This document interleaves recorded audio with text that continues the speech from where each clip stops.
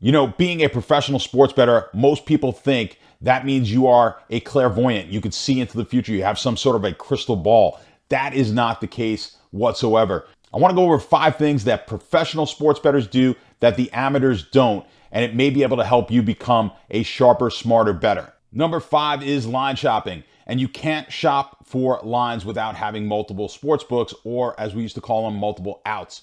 When I started in sports betting, I had someone out in Vegas who would put these games in at any of the sports books that were offering the best price that we could get for that specific play that we were looking for. Sometimes you're not even looking for a game that is necessarily one that you think is going to win. You're just getting such a good price at that sports book that it's worth playing. So having multiple sports book, multiple outs is the way to go. If you're shopping for a car, you don't just go to one dealership. You're going to look online at maybe 5, 6, 7 dealerships to try and get the one that will offer you the best price. If I average minus 107 on my bets, and for the same exact bets, you're averaging minus 115, that is a 1.8% advantage I have over you. If I'm betting $10,000 a game, 1,000 times a year, that's a $180,000 difference between the two. So oftentimes you guys look at a price, especially if I'm giving it out in our Discord, and you see a 5 cent, 10 cent difference in what I post and the play that you make. Know that over time you are throwing money away by not getting the best price at the sportsbook I'm recommending, because they have the best price for that prop or that game. Number 4 is value betting. When we talk about value betting in sports, it means that we are assigning a value to a bet or a wager in which we think the value there is greater than what the market does. This is the same thing if you're buying a stock or investing in real estate. You're going to put a value based on whatever your model is on that asset. And then if the asset is being sold for a lower price, or you think maybe the future value of that asset is greater than what the market is currently offering, you are going to purchase that asset. The same thing with a bet. If you see value in a bet, then you are going to make that bet. Now, how do we get value, or how do we find value in sports betting? Typically, it's done with models. Computer models are a lot more popular today than they were 20, 25, 30 years ago. But the sharpest bettors back then were using some sort of a model. Models now are a lot more plentiful, but good models are hard to find. I use my models in conjunction with some of the models that we have over at the Sharp app in order to figure out if I'm getting value on a bet. My prop bets, when I give them out to our subscribers here at the Sharp app, they are specific. I'm giving them a specific number and line that they can take that bet up to. Not because I think the bet is going to win. Again, I'm not trying to predict the future. I'm just saying that a certain percentage of the time this bet is going to win, and I'm willing to pay X for that. So if you understand that concept, you'll understand why there's a limit as to what I'm going to pay on a bet, and it's very specific because I'm relying on my betting model and the model telling me how often this is going to occur. So I'm not trying to predict the outcome of an event. I'm just saying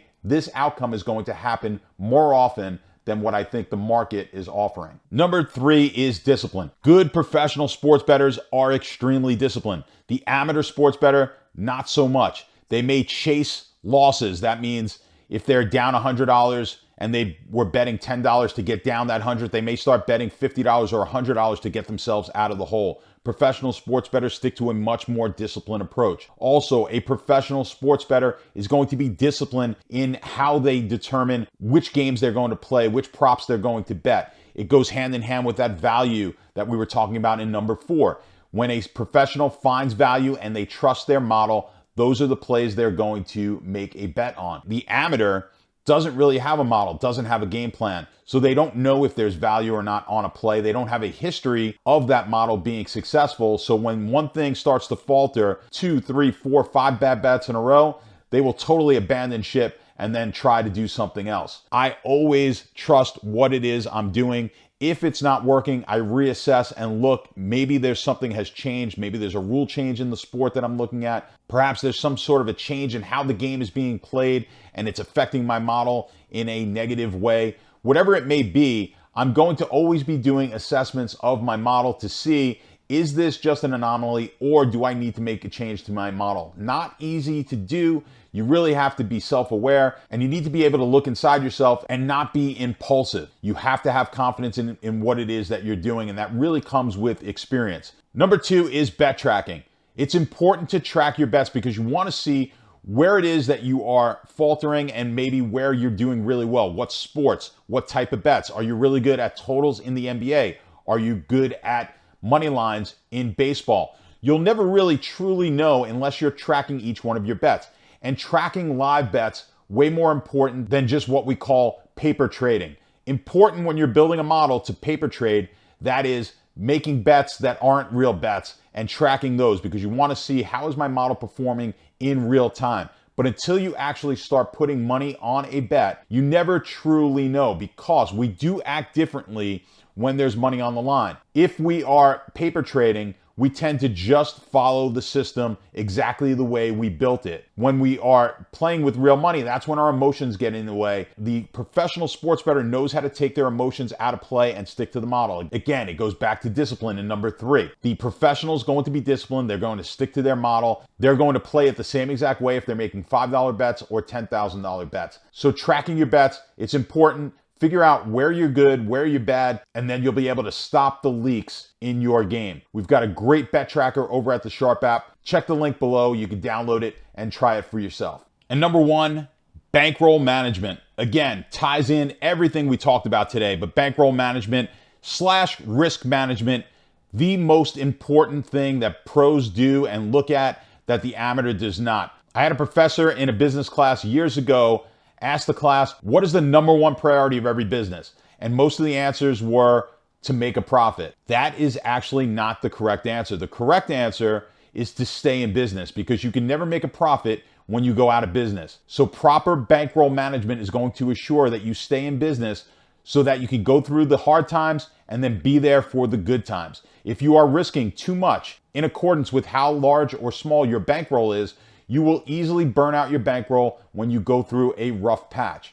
So you need to be risking somewhere between 1% and 2%, maybe max up to 5% of your total bankroll. And you actually have to have a bankroll, not some imaginary number that you make up in your head. I've got a whole video on bankroll management and risk management that you can check out in the Sharp Academy when you head over to the Sharp app. We've got a bunch of free videos on how you can become a sharper, smarter sports bettor. It's basically a university for those of you who are looking to become better sports bettors, and it's absolutely free inside the Sharp app. So check it out. Download the app, look for Sharp Academy in the content section, and there's going to be a lot of really good information for you guys. Best of luck. I hope to see you guys in our Discord and on the Sharp app. Now let's go make some money together.